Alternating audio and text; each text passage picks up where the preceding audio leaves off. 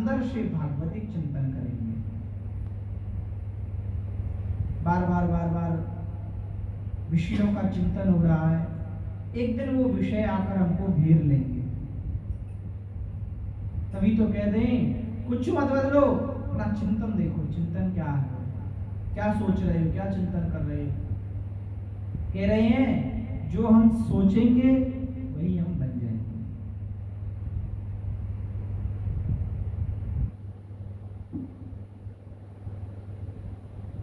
जिन साधकों का पतन होता है उसका यही कारण है कि उनके अंदर का जो भगवत चिंतन है, जो भगवत चिंतन है,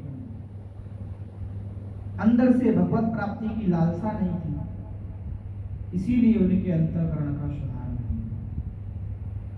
अंदर से अंतःकरण की वृत्ति, अंतःकरण का जो सुधार है वह अगर करना है तो हमें अपने आंतरिक चिंतन को देखना पड़ेगा कि आंतरिक चिंतन क्या चल रहा है, क्या हम विचार कर रहे हैं, क्या सोच रहे हैं, उस पर हमें गौर करना पड़ेगा कि हमारा अंदर से किस चीज का चिंतन चल रहा है।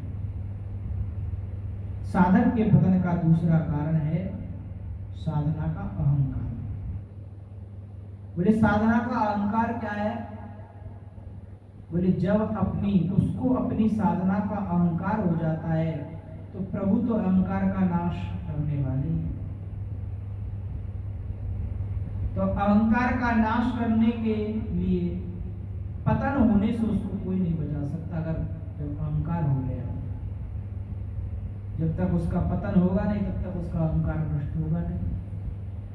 अहम सबसे बड़ी विचित्र स्थिति है। जन अभिमान न राखे काऊ, दीन बंधु अति मृदुल स्वभाव। भगवान का अत्यंत मृदुल स्वभाव है, अपने जन का कभी अभिमान नहीं देखते, अभिमान रखते नहीं।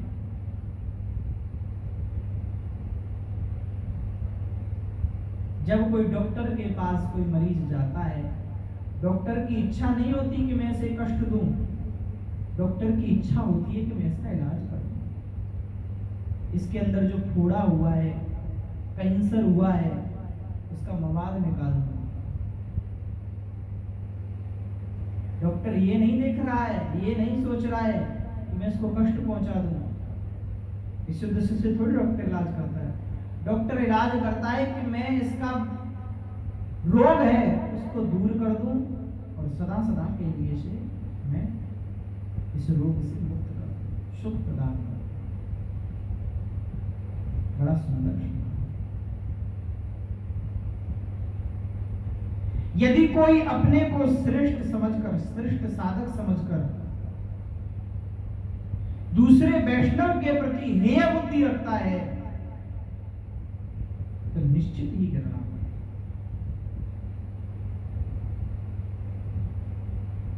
अरे हम तो बहुत अच्छे साधक हैं, हमारे टक्कर का कौन है? ये साधना का सबसे मूल पतन का कारण है। अवश्य गिरना पड़ेगा। जब तक उसका अहंकार नष्ट नहीं होगा तब तक हरि उसको बचाएंगे नहीं। क्यों? क्योंकि सुनहु राम कर सहज स्वभाव, जन अभिमान न नाहि।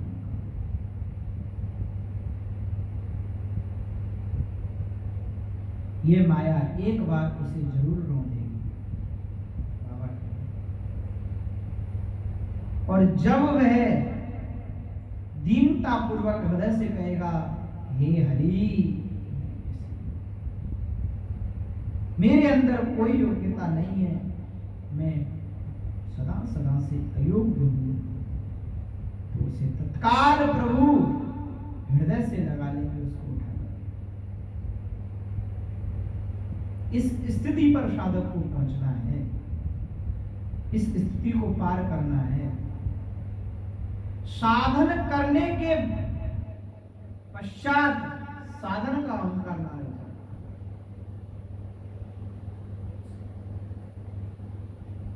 साधन करने के बाद साधन का अहंकार बड़ी कठिनता है। अगर साधन का अहंकार ना आए, भैया ये जो साधन बन रहा है ना, मति की रति गति भूति बनाई, जब जी जतन जहां जी पाई, सो जानो सत्संग प्रभा लोकहु वेद न आन भाव। उसको क्या समझना चाहिए? तो श्री हरि गुरु की कृपा से वो साधना। हम योग्य हैं, यह अगर मन में आ गया कि हमारी योग्यता से हम साधन कर रहे हैं, अभी बहुत दूर है। जिस दिन यह हमारे हृदय में आ जाएगा मैं अयोग्य हूं, उस दिन हमारी साधना पूर्ण हो जाएगी। हम तो जब चर्चा होती है तो सभी से यही कहते हैं, बोले भैया जो बड़ी से बड़ी हम साधना कर रहे हैं वह बच्चा बनने के लिए, समझ रहे हैं ना? जितनी बड़ी से बड़ी जो तपस्या हो रही है, बड़ी से बड़ी जो साधना हो रही है, वह किस लिए की जा रही है? एक बच्चा बनने के लिए, अबोध शिशु बनने के लिए साधना करी जाती है।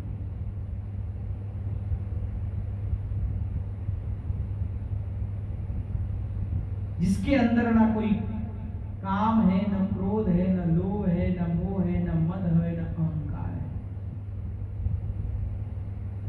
निर्मल बच्चा बन जाएंगे। इस दिन प्रभु हमें गोद में उठाकर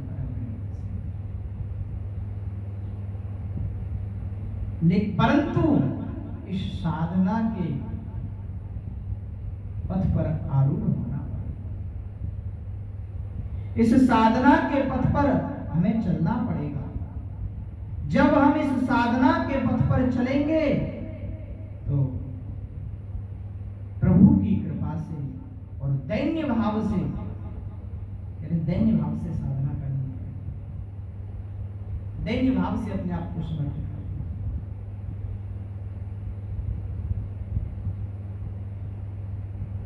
कुछ किशोरी बाबा कहते हैं, बोले डेंजर वाली कृपा हो गई है, लेकिन डेंजर वाली कृपा तो हो गई है, लेकिन अंदर से जो अहंकार है उस कृपा को संभाल नहीं पा रहा। वह अहंकार उस कृपा को टिकने नहीं दे रहा है। उस डेंजर वाली कृपा को प्राप्त करने के लिए पात्र चाहिए। उस पात्र का नाम है दैन्यता पूर्वक अपने आप संभाल कर, एक बालक बन अपने आप को भगवान के चरणों में अर्पण करना। कहने को शब्द दो ही हैं, छोटे से हैं, लेकिन यही आजीवन की साधना है। हम ये सब चर्चा क्यों कर रहे हैं? क्योंकि ये साधक जगत के लिए सबसे महत्वपूर्ण अंग है। हम साधना तो करते हैं, लेकिन साधना के बाद भी हमारे अंदर यही रह जाता है, मैं अच्छा साधक हूं और दूसरे साधना कुछ करते हैं। मैं योग्य हूं, इसीलिए मुझे सब प्रेम करते हैं।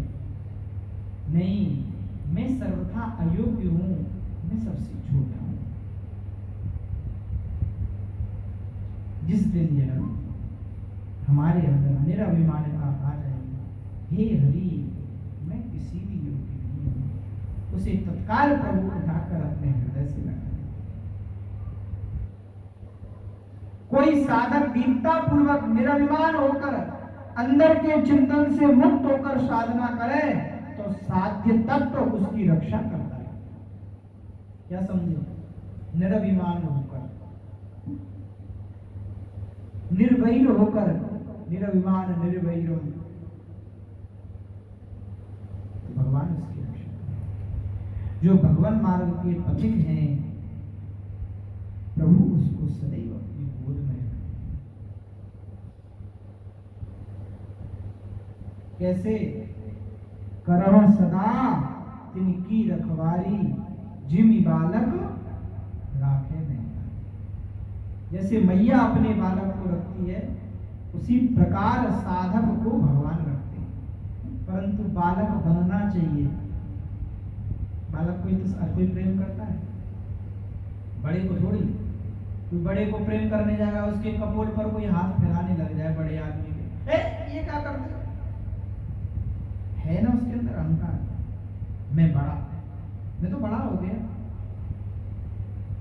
लेकिन कोई बड़ा हो, खूब बड़ा हो, लेकिन वह अंदर से बच्चा हो, तो उसकी कपोल पर कोई हाथ फिराएगा, रो देगा वो है।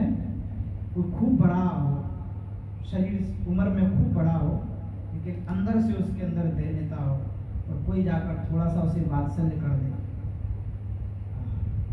उसके नेत्रों से झरझर अश्रुपात होने लगे, तो वो उन पर कितने कृपा करते।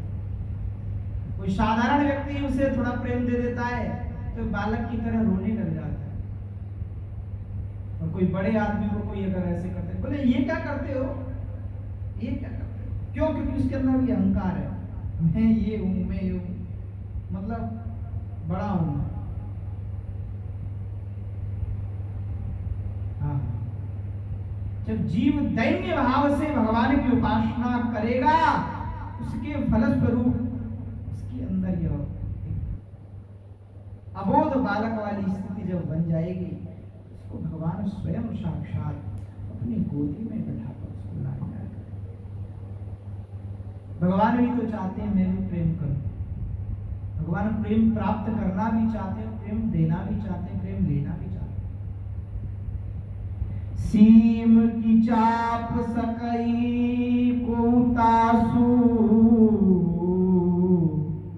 बड़ रखवार उमापति, बड़ रखवार उमापति, रमापति जासु।